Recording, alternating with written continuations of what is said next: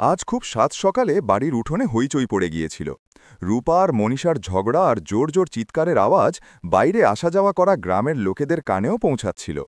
কারোরই এটা বুঝতে আসছিল না যে এই ঝগড়া শুরু হলো কি করে। কিন্তু এখন বাড়ির উঠোন কুরুক্ষেত্রের ময়দানে পরিণত হয়ে গিয়েছিল। বড়জা রূপা রেগে গিয়ে চিৎকার করে উঠল, কি ভেবেছিলি তুই সব দুধ চুপচাপ গিলে খাবি আর কেউ টেরও পাবে না যে দুধ কোথায় গেল? তখন ছোট যা মনীষাও কড়া গলায় বলল, আরে বাহ, কথা তো এমনভাবে বলছো যেন দুনিয়ার সব ভদ্রতা তোমাতেই সমাহিত হয়ে আছে। কাল রাতে যে সব সবজি তুমি আর তোমার পেটুক স্বামী চেটে পুচে খেয়ে ফেলেছ তার কি? চতুরতা কি শুধু তোমরাই দেখাতে পারো, আমরা পারি না? এখন রূপা আরও রেগে গেল। হ্যাঁ তো কি হয়েছে, বাড়ির খরচও তো আমার বরের কামাইতেই চালে, তোর বর করেটা কি? আমার স্বামী অকর্মা, কোনো কাজকর্ম করে না? মনীষা গর্জে উঠল। উঠোনের একপাশে খাটিয়ায় বসে থাকা গোপীনাথজি দীর্ঘশ্বাস ফেললেন এবং নিজের স্ত্রী কাবেরীকে বললেন, ওরে বাপ রে, এরা দুজন আবার লড়তে শুরু করল। এদের দুজনের ঝগড়া করা ছাড়া আর কোনো কাজ নেই নাকি? কাবেরীজি শান্তভাবে জবাব দিলেন, আরে তুমি কেন পেরেশান হচ্ছ? এ তো এদের রোজকার অভ্যেস। যতক্ষণ না একে অপরকে খুব ভালোমন্দ শুনিয়ে নিচ্ছে, এদের কলিজা ঠান্ডা হয় না।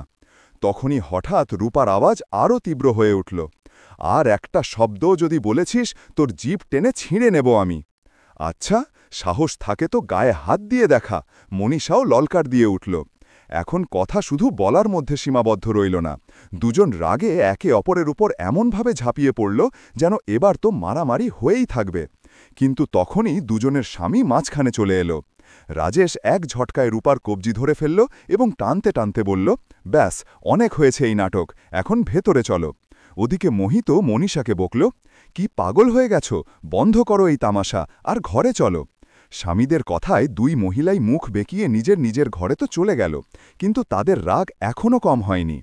রাজেশ গম্ভীর হয়ে বলল, রূপা, রোজ রোজ এই ঝগড়া ভালো লাগে না, বাড়িতে সবাইকে মিলেমিশে থাকা উচিত। রূপা জ্বলন্ত দৃষ্টিতে তার দিকে তাকালো এবং হাসতে হাসতে বলল, আচ্ছা, তো এখন তুমি আমাকে বোঝাচ্ছ? আগে এটা তো শুনে নাও যে ওই মনীষা তোমার ব্যাপারে কি বলছিল। রাজেশ চমকে গিয়ে তার কাছে এলো। কি বলেছে ও? সে জিজ্ঞেস করতেই রূপা খুব রং চড়িয়ে বলল, ওগো, এটা জিজ্ঞেস করো যে কি বলেনি। বলছিল যে বাড়ির সব রেশন তুমি সাবার করে ফেলো, কোনো কাজকর্ম করো না, শুধু বসে বসে খাচ্ছ, তাই মোটা হচ্ছ। রাজেশের মুখ লাল হয়ে গেল। কি, ওর এত বড় সাহস? বড়দের সম্মানবোধ কিছুই নেই এর মধ্যে, একদমই। আর নয়তো কি, তুমিই বলো, এই রোজ রোজের ঝগড়া থেকে আলাদা থাকাই ভালো না? একটু ভাবো, নিজেদের মর্জি মতো খাবো দাবো, নিজেদের হিসাবে বাঁচব। বলতে বলতে রূপার মুখে এক চালাকি ভরা হাসি ফুটে উঠল। ওদিকে মোহিত রাগে মনীষাকে বোঝাচ্ছিল, আমি তোমায় বারবার বলি, এমনভাবে ঝগড়া করো না, প্রতিবার তামাশা কেন করো? মনীষা দীর্ঘশ্বাস ফেলল, হ্যাঁ হ্যাঁ, আমি বললেই তামাশা, আর যখন তোমার বৌদি আমাকে নিচু দেখায় তখন কিছু না? তুমি তো সারা দিন দাদা বৌদির নামের জপ করতে করতে ক্লান্ত হও না। আর সে কি বলছিল জানো? তোমাকে অকর্মা, কাজচোর, অলস আর জানি না কি বলছিল। আমি সিদ্ধান্ত নিয়েছি, এখন আমি আর বৌদির সাথে এক রান্নাঘরে কখনো কাজ করব না। মোহিতের চোখ রাগে বড় বড় হয়ে গেল। কি, বৌদি এমন বলেছে? হ্যাঁ, আর যদি বিশ্বাস না হয় তো গিয়ে নিজে জিজ্ঞেস করে নাও। এখন দুই ভাইয়ের রক্ত টকবক করে ফুটছিল। দুজনেই রাগে উঠোনে চলে এলো। পেছনে পেছনে দুই স্ত্রীও চলে এলো। এখন লড়াই শুধু দুই জায়ের রইল না, বরং দুই ভাইয়ের মধ্যেও সংঘাত শুরু হয়ে গিয়েছিল। রাজেশ গর্জে উঠে বলল, ছোট, বোঝা নিজের বউকে, ও রূপাকে যা বলেছে তার জন্য ক্ষমা চাইবে। মোহিত উল্টে জবাব দিল, কেন দাদা, ঝগড়া তো বৌদি শুরু করেছে, তাহলে মনীষা কেন ক্ষমা চাইবে? জিজ্ঞেস করো তো কি বলেনি ও? আচ্ছা, তো এত বিষ ভরে দিয়েছে তোমার বউ আমাদের বিরুদ্ধে? রাজেশ বলল। তো রূপাও বলে উঠল, তো ঠিক আছে, আজ তো ফয়সালা হয়েই যাক। মনীষাও রাগে থমথমে মুখে বলল, হ্যাঁ, হয়েই যাক ফয়সালা, আর কতদিন রোজ রোজের এই টানাটানি চলতে থাকবে? তখনই কাবেরীজি এগিয়ে এলেন। তার গলার স্বরে রাগের চেয়ে অসহায়তা বেশি ঝরে পড়ছিল। তোমরা এসব কি বলছো? একটুও লজ্জা করছে না? তোমাদের বাবুজি অসুস্থ থাকেন, অন্তত ওনার শরীরের তো একটু খেয়াল করতে পারতে। কোনো লজ্জা শরম আর বাকি নেই? লোকে কি বলবে? একই বাড়িতে থাকো আর নিজেদের মধ্যে এভাবে লড়ছ? রাজেশ রাগে হাত ওপরে তুলল। আপনি মাঝখানে কথা বলবেন না মা, আজ ফয়সালা হয়েই থাকবে। মোহিত এখন পুরোপুরি ক্ষেপে গিয়েছিল। তো দেরি কিসের দাদা, বাবুজিও এখানেই আছেন, আর মাও। রোজ রোজেন এই কিচকিচানির চেয়ে ভালো যে ভাগ বাটোয়ারা হয়ে যাক। গোপীনাথজি, যিনি এতক্ষণ চুপচাপ এসব দেখছিলেন আর শুনছিলেন, একটা দীর্ঘ শ্বাস ফেলে বললেন, আরে একটু তো বুদ্ধির সাথে কাজ কর। এক ছাদের নিচে থাকো তো অল্প বিস্তর তো মনোমালিন্য হবেই। যেখানে 4টে বাসন থাকে সেখানে ঠোকাঠুকির আওয়াজ তো আসেই, কিন্তু এর মানে তো এটা নয় যে ঘরকেই ভেঙে দেওয়া হবে। রাজেশ কোনো ভনিতা ছাড়াই উত্তর দিল, বাবুজি, আমরা শুধু এটাই চাই যে এখন সব কিছু আলাদা আলাদা হয়ে যাক। এটা শুনেই গোপীনাথজির চোখ ভিজে এলো। তিনি এক ব্যথা ভরা হাসির সাথে বললেন, তোমরা সবাই তো নিজের নিজে শুনিয়ে দিলে, কিন্তু কেউ কি এটা ভাবারও চেষ্টা করেছ যে আমরা দুজন কি চাই? এই প্রশ্নের সাথেই উঠোনে এক গভীর নিস্তব্ধতা নেমে এলো। তারপর গোপীনাথজি নিজের অধিকারপূর্ণ ও ভারী স্বরে বললেন, এখন আমার কথা সবাই কান খুলে শুনে নাও। যতক্ষণ আমার শ্বাস চলছে এই বাড়ির টুকরো হবে না, ব্যাস, বলে দিয়েছি তো বলে দিয়েছি। তার গলার আওয়াজে এতটাই ওজন ছিল যে এক মুহূর্তের জন্য সবার বলতি বন্ধ হয়ে গেল। কিন্তু পরক্ষণেই রূপা আর মনীষার রাগে গজগজ করতে লাগল। দুজনেই রাগে পা দাপাতে দাপাতে নিজের নিজের ঘরের দিকে এগিয়ে গেল, আর তাদের পেছনে পেছনে রাজেশ আর মোহিতও চলে গেল। ঘরে এসে রূপা রাগে থমথমে হয়ে বিছানায় ধপাস করে বসে পড়ল। সে কাছেই টেবিলে রাখা জলের গ্লাসটা তুলল আর সেটাকে গায়ের জোরে মাটিতে আছড়ে মারল। সে চিৎকার করে উঠল, আপনিও বড্ড অদ্ভুত। বাবুজি নিজের হুকুম শোনালো আর আপনি চুপচাপ লেজ গুটিয়ে চলে এলেন। রাজেশ একটা লম্বা শ্বাস নিয়ে বলল, তো আমি আর কি করতাম? তুমি দেখলে না বাবুজি কতটা কষ্ট পেয়েছিলেন?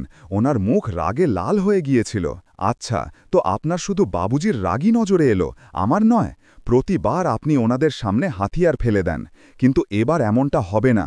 হয়তো এই বাড়ির বাটোয়ারা হয়ে থাকবে, নতুবা আমি আমার বাচ্চাদের নিয়ে আমার বাপের বাড়ি চলে যাব।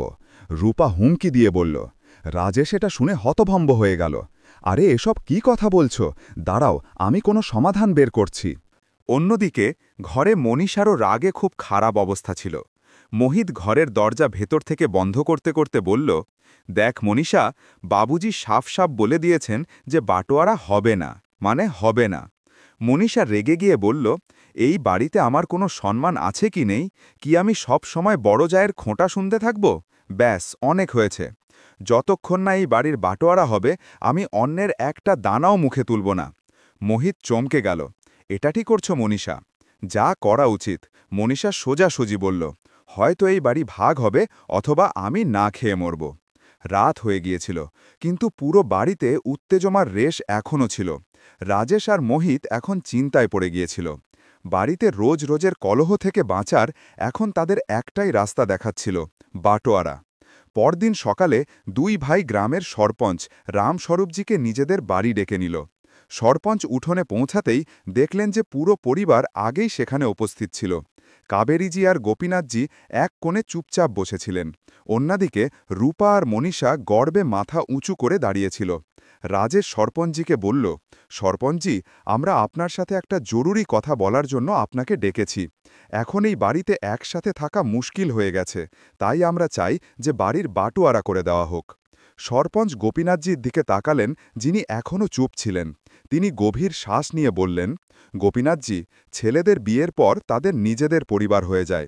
এমত অবস্থায় বাটোয়ারার পরিস্থিতি এসেই যায়।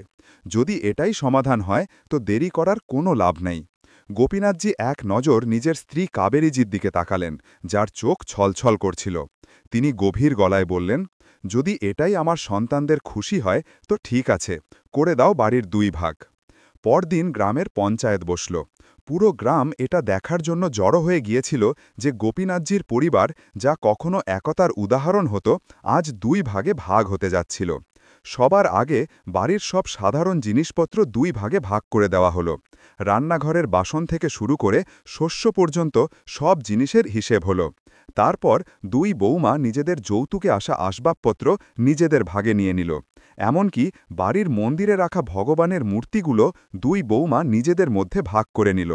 তারপর কোন জমি জায়গা কার ভাগে আসবে এটাও ঠিক করে নেওয়া হলো।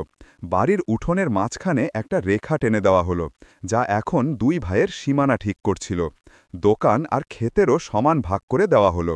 এখন সব কিছুই ভাগ হয়ে গিয়েছিল। তখনই সরপঞ্চজি গম্ভীর স্বরে বললেন, সব ভাগ বাটোয়ারা তো করে নিলে তোমরা, কিন্তু একটা প্রশ্ন আছে, তোমাদের মা বাবুজির কি হবে? ওনাদের কে রাখবে? ছোট ছেলে মোহিত না বড় ছেলে রাজেশ? আরে ওনাদের জন্যই তো এই ঘর, এই জিনিসপত্র, এই জমি জায়গা। ওনারা কোথায় থাকবেন কিছু ভেবেছ তোমরা? পুরো উঠোনে পিন পতন নিস্তব্ধতা নেমে এলো। রাজেশ আর মোহিত একে অপরের মুখ দেখতে লাগল। রূপা আর মনীষা, যারা এতক্ষণ জয়ের আনন্দ অনুভব করছিল, এখন একে অপরকে ফ্যাল ফ্যাল করে দেখতে লাগল। তখনই রূপা কেশে ইশারা করল। রাজেশ ইতস্তত করে বলল, আমি বড় ঠিকই, কিন্তু সমান ভাগ হয়েছে তো মা বাবুজির দায়িত্ব সমান হওয়া উচিত। তখনই সরপঞ্চের সাথে দাঁড়িয়ে থাকা এক বয়োজ্যেষ্ঠ বললেন, কিন্তু রাজেশ, তুমি বড় ছেলে, তোমার প্রথম কর্তব্য হয় যে তুমি মা বাবুজি তোমার কাছে রাখো। রূপা যে এতক্ষণ চুপ ছিল, তীক্ষ্ণ স্বরে বলে উঠল, ঠিক আছে, তাহলে একটা কাজ করুন, মা বাবুজিরও একটা ভাগ রেখে দিন, তারপর আমরা ওনাদের নিজেদের কাছে রেখে নেব। মনীষাও তৎক্ষণাৎ জবাব দিল, তা কি করে হয়, এটা ঠিক হবে না। একটা কাজ করি, মাজিকে আমরা আমাদের সাথে রেখে নিই, আর বাবুজি দাদা বৌদির কাছে থেকে নেবেন। এটা শুনে পঞ্চায়েতে দাঁড়িয়ে থাকা কিছু লোক ফিসফিস করতে লাগল, কিন্তু রাজেশ আর মোহিত এই সিদ্ধান্তে সিলমোহর লাগিয়ে দিল। বিনা বাক্যে তাদের বাবা মায়ের কপালে কি আছে তার ফয়সালা করে দেওয়া হল। গোপীনাথজি আর কাবেরীজি এক কোণে দাঁড়িয়ে সব শুনছিলেন। আজ তাদের নিজেদের ছেলেরাই তাদের ভাগ করে দিয়েছিল, যেন তারা কোনো আসবাবপত্র। গোপীনাথজির চোখ ভরে এলো, কিন্তু তিনি কিছু বললেন না। সরপঞ্চ ভারী মনে মাথা নাড়লেন। ঠিক আছে, যদি তোমরা সবাই এটাই চাও তো এটাই সই। পঞ্চায়েত শেষ হয়ে গেল। গ্রামবাসী ধীরে ধীরে সেখান থেকে যেতে লাগল। ওই উঠোন, যা কখনো খুশিতে ভরে থাকত, আজ সেই উঠোনে একটা অদ্ভুত শূন্যতা চলে এসেছিল। শুধু উঠোনের মাঝখানে দুটো বুড়ো ছায়া বসেছিল, গোপীনাথজি আর কাবেরীজি। গোপীনাথজি একটা ঠান্ডা দীর্ঘশ্বাস ফেললেন এবং আকাশের দিকে তাকালেন। আজ প্রথমবার ওনাদের নিজের ঘরই অচেনা মনে হচ্ছিল। তখনই একটা কড়া আওয়াজ এলো, মাঝি, চলুন ভেতরে, এখন আপনি আমাদের দিকে। এটা ছোট বউ মনীষা ছিল। তখনই রূপাও চলে এলো। সে একটু তিরস্কার ভরা স্বরে বলল, আর বাবুজি, আপনি আমাদের সাথে চলুন। গোপীনাথজি ধীরে বললেন, না, আমরা দুজন আলাদা থাকব না। রূপা সঙ্গে সঙ্গে নিজের স্বামীর দিকে তাকালো এবং খোঁচা দিয়ে বলল, দেখলেন তো, বয়স ঢলে পড়েছে, কিন্তু একে অপরের সঙ্গ ছাড়ার মন এখনও করছে না। গোপীনাথজি যন্ত্রণায় নিজের চোখ বন্ধ করে নিলেন। তারপর ধীর কিন্তু দৃঢ় স্বরে বললেন, বৌমা, এই বার্ধক্যই তো সেই পর্যায় যখন এক জীবনসঙ্গীর অপরের সবচেয়ে বেশি প্রয়োজন হয়। যখন শরীর জবাব দিতে শুরু করে আর পা টলমল করতে থাকে, তখন সহযাত্রীর হাতই শেষ লাঠি হয়। আমার শরীর এখন আর সঙ্গ দেয় না। এমতাবস্থায় কাবেরী তো আমার একমাত্র সম্বল। রাজেশ, যে এতক্ষণ চুপচাপ দাঁড়িয়েছিল, রুক্ষভাবে বলল, বাবুজি, এই মহার্ঘতার যুগে আমরা নিজেদের ওপর দুজনের অতিরিক্ত বোঝা চাপাতে পারব না। আপনার দেখাশোনার দায়িত্ব আমাদের, তাছাড়া ছাদ তো একটাই। কাবেরীজির চোখে একটা ব্যথা ফুটে উঠল। আচ্ছা, মা বাবা এখন বোঝা হয়ে গেল। তারপর তিনি একটা লম্বা শ্বাস নিলেন, নিজের শাড়ির আঁচল দিয়ে চোখ মুছলেন এবং বললেন, ঠিক আছে, যেমন কপাল, কিন্তু এখন তো আমার আর তোর বাবুজির খাটিয়া উঠোনেই পেতে দে। মাজি, আমি তো আপনার খাটিয়া পেতে দিচ্ছি, কিন্তু বাবুজির খাটিয়া তো বড় যাই পাতবেন। বেশরমের মতো বলতে বলতে মনীষা খাটিয়া পাতল, তো মুখ বেঁকিয়ে রূপাও একটা খাটিয়া বের করে উঠোনে পেতে দিল। পরের দিন সকালে সূর্যের প্রথম কিরণ উঠোনে ছড়িয়ে পড়ছিল। পাখিদের কিচির মিচির আওয়াজ শোনা যাচ্ছিল। কাবেরীজি কাজে লেগেছিলেন।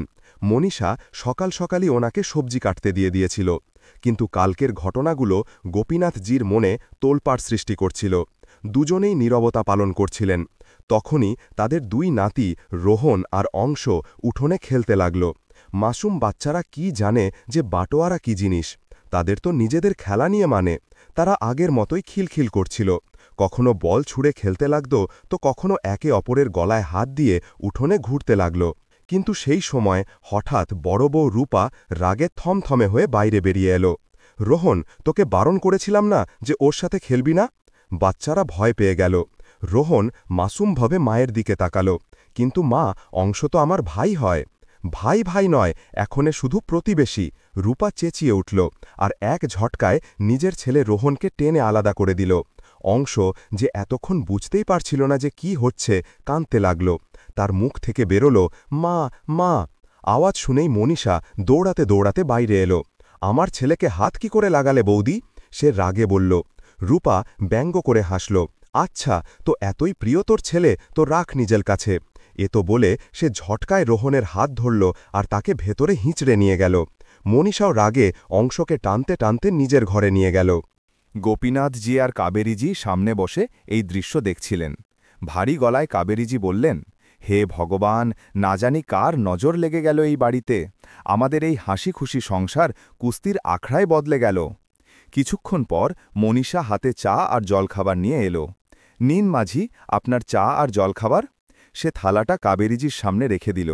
কাবেরীজি ধীরে বললেন, বৌমা, নিজের বাবুজির জন্যেও নিয়ে এসো। মনীষার মুখে এক কুটিল হাসি ফুটে উঠল। সে কোমরে হাত রাখল আর খোঁচা দিয়ে বলল, ভুলে গেলে নাকি মাঝি? কালই তো সব কথা হলো। বাবুজির দায়িত্ব বড় বৌদির, আমার নয়। গোপীনাথজি আর কাবেরীজি একে অপরের দিকে তাকাতে লাগলেন। কাবেরীজির চোখ ছলছল করে উঠল। তিনি থালাটা হালকা দূরে সরিয়ে দিয়ে বললেন, তো ঠিক আছে, আমার জলখাবারও ভেতরে নিয়ে যাও। আমি তো তখনই খাবো যখন তোমাদের বাবুজি খাবেন।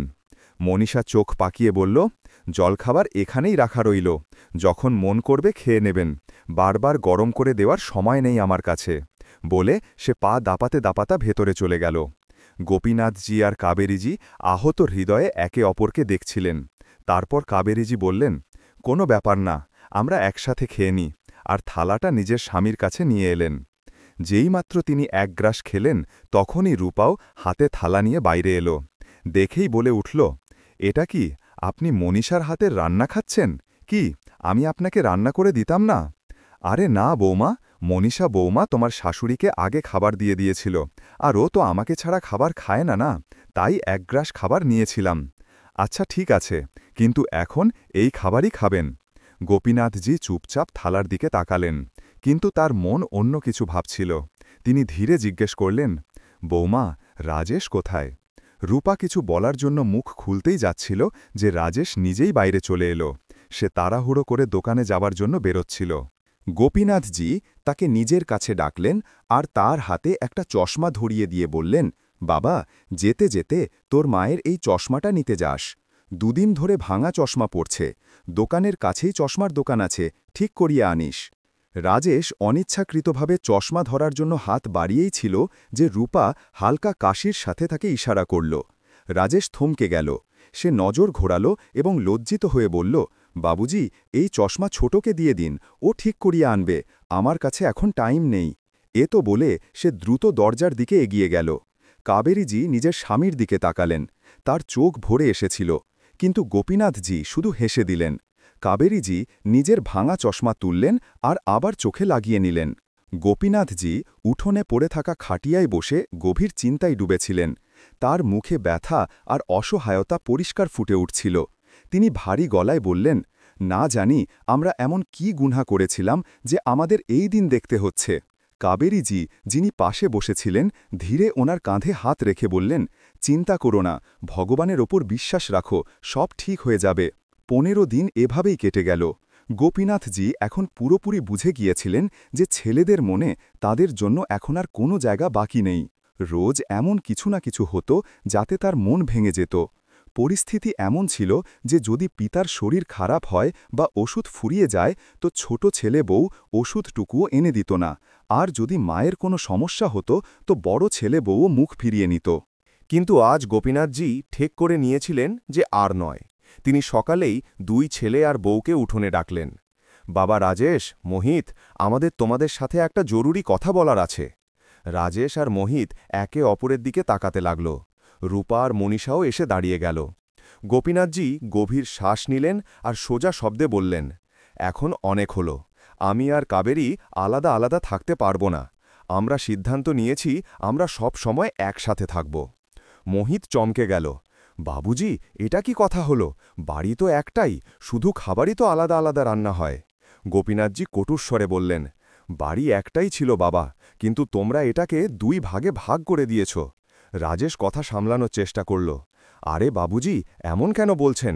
আপনার কোথাও কোনো কষ্ট হচ্ছে নাকি? গোপীনাথজি হালকা হাসলেন, কিন্তু সেই হাসিতে ব্যথা ছিল। কষ্ট? আরে এটা জিজ্ঞাসা কর যে সুখ কি দিয়েছ তোমরা আমাদের। এখন তো শুধু একটাই জিনিস চাই, আমি আর কাবেরী একসাথে থাকব। এখন আমাদের দ্বারা এই বাটোয়ারা আর সহ্য হয় না। এখন মনীষা চিন্তায় পড়ে গেল। সে তো শুধু নিজের শাশুড়িকে নিজের কাছে রাখতে চেয়েছিল, সারা দিন কাজ যা করাতো ওনাকে দিয়ে। এদিকে রূপা এতদিন ধরে এটা দেখে জ্বলছিল যে তার ছোট যা শাশুড়িকে সাথে রেখে মজে আছে, আর তাকে অসুস্থ বাবুজিকে বসিয়ে রুটি খাওয়াতে হচ্ছে। কিছুক্ষণ চুপ থাকার পর রূপা কিছু ভাবতে ভাবতে বলল, আমার কাছে একটা সমাধান আছে। গোপীনাথজি তার দিকে তাকালেন। আপনি আর মা দুজনেই একসাথে থাকতে পারেন, কিন্তু পালা করে। গোপীনাথজি চমকে গেলেন। মানে? রূপা বোঝাতে লাগল, মানে এটা যে 1 মাস আপনি দেওরের কাছে থাকবেন আর 1 মাস আমাদের কাছে। এভাবে আপনারা দুজনের সাথেও থাকবেন আর কারোর একজনের ওপর বেশি বোঝাও পড়বে না। গোপীনাথজি স্তব্ধ হয়ে গেলেন। তিনি অবাক হয়ে নিজের ছেলেদের দিকে তাকালেন। তো এখন আমরা কি কোনো আসবাবপত্র হয়ে গেলাম, যাকে 1 মাস পর্যন্ত এক ঘরে রাখো আর তারপর অন্য ঘরে পাঠিয়ে দাও? কাবেরীজিরও চোখ ছলছল করে উঠল। যাই হোক, ছেলে বউরা ফয়সালা করে ফেলেছিল। গোপীনাথজি আর কাবেরীজির জীবনের বাটোয়ারা হয়ে গিয়েছিল। এই মাসে তাদের বড় ছেলে রাজেশ আর বৌমা রূপার সাথে থাকতে হতো। কিন্তু এখন পর্যন্ত তাদের সমস্যা কম হয়নি, কারণ রূপা তো শুধু রান্না করার কাজই করত, বাকি সব কাজ কাবেরীজিকে দিয়েই করিয়ে নিত। সারা দিন কাজ করে উনি ক্লান্তিতে ভেঙে পড়তেন।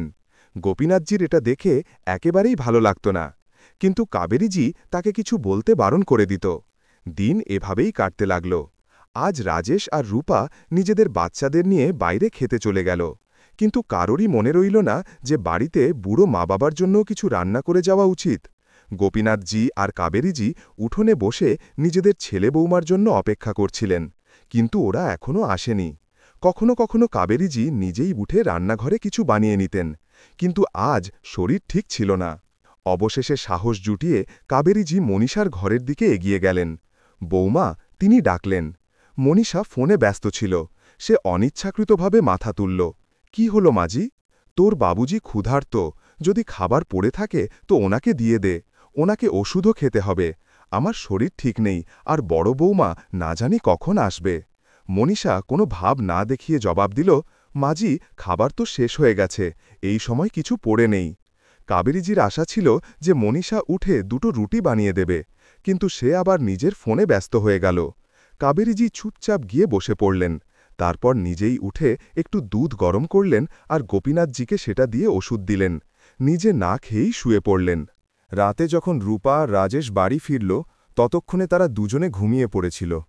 অনেক কষ্টে 1 মাস কাটল, তো তারা ছোট ছেলে বৌমার কাছে চলে এলেন। এখানেও দুজনের অবস্থা খুব একটা ভালো ছিল না। মনকে শক্ত করে কেবল দিন কাটাচ্ছিলেন। এক রাতে কাবেরীজির শরীর হঠাৎ বেশি খারাপ হয়ে গেল। তার শ্বাস নিতে কষ্ট হতে লাগল। গোপীনাথজি ভয় পেয়ে গেলেন। তিনি অনেক কষ্টে উঠে নিজের ছেলেকে আওয়াজ দিলেন, রাজেশ বাবা, একটু বাইরে তো আয়। রাজেশ নিজের স্ত্রী রূপার সাথে অনিচ্ছাকৃতভাবে বাইরে এলো। মনীষাও ঘর থেকে বাইরে বেরিয়ে এলো। গোপীনাথজি কাঁপতে কাঁপতে বললেন, বাবা, তোর মায়ের শরীরটা কিছু ঠিক লাগছে না, তাড়াতাড়ি ডাক্তারকে ডেকে নিয়ে আয়। রাজেশ কিছুক্ষণ মায়ের দিকে তাকালো, তারপর বেপরোয়াভাবে বলল, বাবুজি, ছোটকে বলুন না, আপনাদের দুজনের দায়িত্ব এই মাসে ওর। ও তো শহরের বাইরে গেছে, এখন আমি তো একে ডাক্তারের কাছে নিয়ে যেতে পারবো না। মনীষা বলল। তো রূপা বিরক্ত হয়ে বলল, আচ্ছা, তো আমরা কেন ওনাদের চিকিৎসার খরচ বহন করব? গোপীনাথজি হতবাক হয়ে গেলেন। তারপর কথা ঘুরিয়ে সে বলল, আমার মানে হল যে এই বয়সে রোগ ব্যাধি তো লেগেই থাকে, আরাম করবেন তো ঠিক হয়ে যাবেন।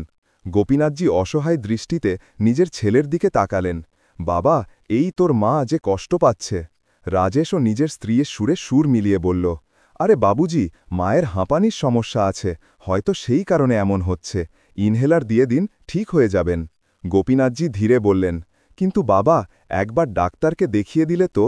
তো রাজেশ হাই তুলতে তুলতে বলল, তো বাবুজি, কাল ছোটকে বলে দেবেন, সে নিয়ে যাবে ডাক্তারের কাছে। এখন এত রাতে আমাদেরও শান্তিতে ঘুমোতে দাও আর নিজেও ঘুমিয়ে পড়ুন। এত বলে রাজেশ আর রূপা নিজেদের ঘরে চলে গেল। মনীষাও এক নজর কাবেরীজির দিকে তাকালো আর মুখ ঘুলিয়ে ভেতরে চলে গেল। উঠোনে শুধু 2 বুড়ো বসে রইলেন। কাবেরীজি পাশ ফিরতে থাকলেন আর গোপীনাথজি তার পিঠ ম্যাসাজ করতে থাকলেন। সারা রাত দুজন ঘুমননি। এখন সকালের সূর্য ওঠার সময় হয়েছিল। কেমন আছে তোমার শরীর? গোপীনাথজি জিজ্ঞাসা করলেন, তো কাবেরীজির চোখ থেকে জল গড়িয়ে পড়ল। তার শ্বাস এখনও ভারী ছিল। গোপীনাথজি তার হাত নিজের হাতে নিলেন। এই বয়সে যখন স্ত্রীর সবচেয়ে বেশি দেখাশোনার দরকার ছিল তখন তিনি তাকে এই অবস্থায় দেখছিলেন। এখন তার ছোট ছেলেও বাড়ি ফিরে এসেছিল। তিনি একটু স্বস্তি অনুভব করলেন। এখন হয়তো কেউ তার কথা শুনবে। গোপীনাথজি উঠে নিজের ছোট ছেলেকে আওয়াজ দিলেন, বাবা, ডাক্তারকে দেখাতে যেতে হবে, তোর মায়ের শরীর ঠিক নেই। ছোট ছেলে চোখ ডলতে ডলতে বলল, এখন আমি খুব ক্লান্ত, বাবুজি, এখন ঘুমোতে দিন, আপনি বড়দাদাকে বলে দিন। গোপীনাথজি আশা নিয়ে বড় ছেলের কাছে গেলেন। রাজেশ বাবা, তোর মা খুব অসুস্থ, ডাক্তারের কাছে নিয়ে চল। রাজেশ উদাসীনভাবে মোবাইল স্ক্রল করতে করতে জবাব দিল, বাবুজি, আমার কাছে সময় নেই, তাছাড়া এই মাসে আপনি ছোটর কাছে আছেন তো, এটা ওর দায়িত্ব। গোপীনাথজি অসহায় হয়ে দাঁড়িয়ে রইলেন। একদিকে তিনি নিজেও অসুস্থ থাকতেন, আর এখন তার নিজের ছেলেরাই তার স্ত্রীর অসুস্থতাকে নিজেদের দায়িত্ব মানতে রাজি ছিল না। গোপীনাথজি এক মুহূর্ত দুই ছেলের দিকে তাকালেন। কেউ কোনো জবাব দিল না। গোপীনাথজি গভীর শ্বাস নিলেন। কাঁপতে থাকা হাতে কাবেরীজিকে ধরে তুললেন, আর নিজের কাছে রাখা কিছু টাকা তুলে নিজের স্ত্রীকে অটোতে বসিয়ে নিজেই হাসপাতালের দিকে রওনা হলেন। হাসপাতালে পৌঁছাতেই ডাক্তাররা পরীক্ষা করলেন এবং পরিস্থিতি গুরুতর বুঝে তৎক্ষণাৎ কাবেরীজিকে ভর্তি করে নিলেন আর চিকিৎসা শুরু করলেন। কিছুক্ষণ পর গোপীনাথজি নিজের দুই ছেলেকে ফোন করলেন। দুজনেই প্রথমে তো ফোন তুলল না। তারপর অনেক চেষ্টার পর ছোট ছেলের সাথে কথা হলো। বাবুজি, আমরা আসছি বলে সে ফোন রাখল। দুপুরে রাজেশ আর রূপা এলো। কিছুক্ষণ পর মোহিত আর মনীষাও পৌঁছাল। রাজেশ ভেতরে ঢুকেই বেপরোয়াভাবে জিজ্ঞেস করল, কি হলো বাবুজি, মা ঠিক আছে তো? গোপীনাথজি ক্লান্ত গলায় বললেন, বাবা, ডাক্তার বলেছেন যে তোনাদের মায়ের হার্টের অপারেশন করতে হবে, 5 লক্ষ টাকা লাগবে। এটা শুনে দুই ছেলে একে অপরের মুখ দেখতে লাগল। মোহিত একটু কেশে বলল, বাবুজি, এত বড় অঙ্ক হঠাৎ করে তো রাজেশ মোহিতের কথা এগিয়ে নিয়ে গেল। হ্যাঁ বাবুজি, এত টাকা আমাদের কাছে তো নেই, ব্যাংক থেকে তুলতে হবে, একটু সময় লাগবে। গোপীনাথজির চোখ ভরে এলো। বাবা, যত তাড়াতাড়ি সম্ভব তোমরা টাকার ব্যবস্থা করো। রাজেশ আর মোহিত মাথা নাড়তে নাড়তে বলল, হ্যাঁ বাবুজি, আমরা দেখছি, জলদি আসছি। আর তারপর দুজন হাসপাতাল থেকে বেরিয়ে গেল। গোপীনাথজি প্রতি আধ ঘণ্টা পরপর ফোন লাগাতে থাকলেন। প্রথমে রাজেশ, তারপর মোহিত, কিন্তু কেউ ফোন তুলল না। তার আশা ধীরে ধীরে ভেঙে যাচ্ছিল। নার্স এসে বললেন, সময় খুব কম, অপারেশন তাড়াতাড়ি করতে হবে, আপনি টাকা জমা করিয়ে দিন তো, আমরা অপারেশনের প্রস্তুতি করি। গোপীনাথজি প্রতিবার একটাই জবাব দিতেন, আমার ছেলেরা আসতেই হবে। কিন্তু দেখতে দেখতে রাত হয়ে গেল, ওরা দুজন এলো না। কাবেরীজির অবস্থা আরও খারাপ হচ্ছিল। গোপীনাথজি তার হাত ধরলেন তো কাবেরীজিও তার হাতের তালু শক্ত করে ধরলেন। কিন্তু কাবেরীজির মুঠি ধীরে ধীরে আলগা হতে থাকল, আর তারপর সেটাই হল যার ভয় ছিল। গোপীনাথজি তার ঠান্ডা হতে থাকা আঙুলগুলো ধরে হাউ হাউ করে কেঁদে উঠলেন। হাসপাতালের নিস্তব্ধতায় শুধু গোপীনাথজির কান্নার শব্দ গুনছিল। তিনি কাঁপতে থাকা হাতে ফোন তুললেন আর বাড়ির নাম্বার ডায়াল করলেন। রাতের সময় ছিল, ফোনের ঘণ্টা বারবার বাজছিল। অবশেষে রাজেশ ফোন তুলল। হ্যালো বাবুজি, এত রাতে ফোন কেন করেছেন? গোপীনাথজির আওয়াজ গলায় আটকে গেল। বাবা, তোর মা আর নেই। এ তো বলে তিনি হাউ হাউ করে কেঁদে উঠলেন। ফোনের অন্যদিকে রাজেশ এক মুহূর্তের জন্য স্তব্ধ হয়ে গেল। কি? কিন্তু আমরা তো কালই আসছিলাম, সে বলল। গোপীনাথজির কান্না থামার নাম নিচ্ছিল না। পরের দিন সকালে কাবেরীজির অন্তিম সংস্কার করে দেওয়া হল। গোপীনাথজি পাথরের মতো জড়ো হয়ে দাঁড়িয়েছিলেন। ছেলে আর বৌমারা মাথা নিচু করে নীরব আর ভাবশূন্য হয়ে দাঁড়িয়েছিল। চিতা জ্বলছিল, আগুন আকাশের দিকে উঠছিল। অবশেষে কাবেরীজি এই পৃথিবী থেকে বিদায় নিয়েছিলেন। বাড়ি ফেরার সময় গোপীনাথজির পা যেন টলমল করছিল। তিনি ঘরের দরজায় পা রাখলেন, কিন্তু এখন সেই ঘর তার নিজের লাগছিল না। তার চোখ খাটিয়ার সেই জায়গায় গেল যেখানে কাবেরীজি বসে থাকতেন। এখন সেখানে শুধু একটা খালি জায়গা ছিল। গোপীনাথজি সেখানেই বসে পড়লেন। চুপচাপ হারিয়ে যাওয়া তিনি এই পৃথিবীতে একা রয়ে গেলেন, একদম একা। সময় নিজের গতিতে বাড়তে লাগল। 2 মাস কেটে গেল। এখন ছেলে আর বৌমারা নিজেদের জীবনে ব্যস্ত হয়ে পড়েছিল। বাড়ির প্রতিটি কোণে কাবেরীজির স্মৃতিরা বাসা বেঁধেছিল। কখনো মনে হতো সে রান্নাঘর থেকে আওয়াজ দেবে, কখনো মনে হতো চা নিয়ে এক্ষুনি চলে আসবে, কিন্তু সেটা তো শুধু কল্পনাই রয়ে গিয়েছিল। এখন আর কারো তার খোঁজ নেওয়ার ছিল না। ধীরে ধীরে রূপা আর মনীষার কাছে গোপীনাথজি বোঝা লাগতে শুরু করলেন। একদিন রূপা বিড়বিড় করতে করতে রাজেশকে বলল, শোনো, এখন বাবুজি সারা দিন অসুস্থ হয়ে পড়ে থাকেন আর কাশতে থাকেন, কাজকর্ম তো কিছুই করেন না, শুধু বোঝা হয়ে বসে আছেন। রাজেশ চোখ সরিয়ে বলল, তো আমি কি করি? ছোটর কাছে ছিলেন তো ওরও সমস্যা ছিল, এখন আমাদের কাছে আছেন তো তোমার অসুবিধা হচ্ছে। আরে, কোনো না কোনো সমাধান তো বের করতে হবে। মনীষাও কথা কেটে বলল, ঠিকই বলছো বৌদি, যখন মা ছিলেন তো অন্তত বাড়ির কিছু কাজে সাহায্য করে দিতেন, কিন্তু এখন শুধু একজন অসুস্থ মানুষ পড়ে আছেন যার সেবা করতে হবে। রূপা চোখ সরিয়ে বলল, তো এর সমাধান এটাই যে বাবুজিকে বৃদ্ধাশ্রমে পাঠিয়ে দিই, সেখানে তার মতো আরও লোক থাকবে, অন্তত এখানকার চেয়ে ভালো দেখাশোনা হবে। রাজেশ আর মোহিত একে অপরের দিকে তাকালো। তারপর রাজেশ বলল, কথা তো ঠিকই, আমরাও নিজেদের কাজকর্মে ব্যস্ত থাকি। যখন গোপীনাথজিকে এই সিদ্ধান্তের ব্যাপারে জানানো হলো তখন তার চোখ ভিজে এলো। রাজেশ আর মোহিত গোপীনাথজিকে বৃদ্ধাশ্রমে ছাড়ার জন্য একসাথে বের হলো। গাড়ি যেমন যেমন এগিয়ে যাচ্ছিল, গোপীনাথজির চোখে অস্থিরতা ছিল। তিনি জানালা দিয়ে বাইরে দেখলেন, পরিচিত রাস্তাগুলো পেছনে পড়ে যাচ্ছিল, গন্তব্য অচেনা ছিল। কিছুক্ষণ পর গাড়ি একটি ইমারতের সামনে থামল। বোর্ডের ওপর লেখা ছিল, সুখধাম বৃদ্ধাশ্রম। গোপীনাথজির বুক কেঁপে উঠল। গোপীনাথজি চোখ উপরে তুললেন আর কাঁপানো গলায় জিজ্ঞেস করলেন, বাবা, কি আমি এখন তোমাদের সাথে থাকব না? রাজেশ মাথা নিচু করে নিল। মোহিত নিজেকে সংযত করে বলল, বাবুজি, সেখানে আপনার ভালো দেখাশোনা হবে, আপনার মতো আরও বয়োজ্যেষ্ঠ সেখানে থাকবেন। গোপীনাথজি ম্লান হাসি হাসলেন, কিন্তু তার চোখ ভিজে ছিল। তিনি দুর্বল গলায় জিজ্ঞেস করলেন, সেখানে কি তোমাদের দুজনের মধ্যে কেউ থাকবে? তার এই প্রশ্ন শুনে দুই ছেলে ভেতর পর্যন্ত কেঁপে গেল, কিন্তু তারা কোনো জবাব দিল না। কিছু মুহূর্ত সেখানে দাঁড়িয়ে থাকার পর দুজনেই কোনো শব্দ না বলে চুপচাপ নিজেদের গাড়িতে বসল আর সেখান থেকে চলে গেল, পেছনে ফিরেও দেখল না। এখন গোপীনাথজি পুরোপুরি একা রয়ে গেলেন। প্রথমে স্ত্রীর সং ছাড়ল, এখন ছেলেরাও তাকে বৃদ্ধাশ্রমে ফেলে দিল। পরিবারের নামে এখন শুধু স্মৃতির একটা বোঝা ছিল, যা হৃদয়ের ওপর পাথরের মতো রাখা ছিল। শুরুর কিছুদিন খুব কঠিন ছিল। গোপীনাথজির কিছুই ভালো লাগছিল না, সব কিছু অচেনা ছিল, প্রতিটি মুখ নতুন ছিল। রাতে যখন তিনি বিছানায় শুতেন তো নিজের বাড়ির স্মৃতি তাকে কষ্ট দিত, কিন্তু তিনি জানতেন যে এখন কান্নাকাটি করে কিছু বদলাবে না। তিনি নিজের মনকে অনেক কষ্টে বোঝালেন, কমপক্ষে এখানে তো কোনো বৌমা আমাকে অপমান করবে না, এখানে ছেলেরা আমাকে বোঝা মনে করবে না, এখানে আমার থাকার জন্য কারোর কোনো সমস্যা হবে না। ধীরে ধীরে তার সেখানকার বাকি বয়োজ্যেষ্ঠদের সাথে ভালো লাগতে শুরু করল। যখন তিনি দেখলেন যে তার মতো আরও অনেক বয়োজ্যেষ্ঠ আছেন যাদেরকে তাদের সন্তানেরা এখানে ছেড়ে দিয়েছিল, তো তার নিজের ব্যথা একটু কম লাগতে লাগল। সবার সাথে রোজ সকালে যোগা আর ব্যায়াম করা তার অভ্যেস হয়ে গেল। ধীরে ধীরে তার শরীরও ভালো হতে লাগল। তিনি আবার হাসতে শুরু করেছিলেন, জীবনকে নতুন করে বাঁচতে শুরু করলেন। এদিকে বাড়িতে গোপীনাথজি ছাড়া দুই বৌমার যেন মুক্তি মিলেছিল।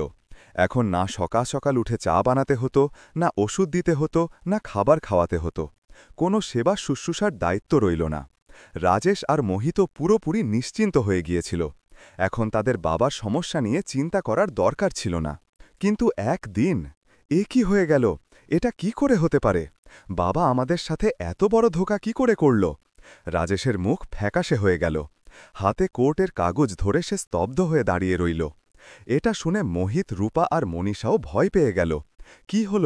আসলে ব্যাপারটা কি? রূপা অস্থির হয়ে জিজ্ঞেস করল, আরে, কোর্ট থেকে নোটিশ এসেছে যে আমাদের এই বাড়ি এখনই খালি করতে হবে। আর শুধু এতটাই নয়, ক্ষেতের জমিও এখন আর আমাদের রইল না। কিন্তু বাবা তো আগেই সব সম্পত্তির বাটোয়ারা করে দিয়েছিলেন না? সবকিছু দুই ভাগে সমান ভাগ করে দিয়েছিলেন। তাহলে এসব কি করে হলো? কি উনি নিজের সব সম্পত্তি আবার কারোর নামে লিখে দিয়েছেন? রাজেশের গলায় ঘাবড়ানো ভাব ছিল। কি সত্যি বাবা নিজের পুরো সম্পত্তি আমাদের ছেড়ে অন্য কাউকে দিয়ে দিয়েছেন? মোহিত কপালে হাত রেখে অবিশ্বাস নিয়ে জিজ্ঞেস করল। রাজেশ গভীর শ্বাস নিল আর কাঁপানো গলায় বলল, হ্যাঁ ভাই, কোর্ট থেকে আধিকারিক অর্ডার এসে গেছে। তখনই রূপার রাগ ফেটে পড়ল। কিন্তু এটা কি করে হতে পারে? উনি এমন কেন করলেন? তোমরা দুজন তো তার নিজের নিজের ছেলে। মনীষাও তিক্ততার সাথে বলল, হ্যাঁ, আর শেষমেশ এই সব গেল কার নামে? কাকে দিয়ে দিলেন আমাদের ভাগের জমি জায়গা? চারজনই হতভম্ব হয়ে দাঁড়িয়েছিল।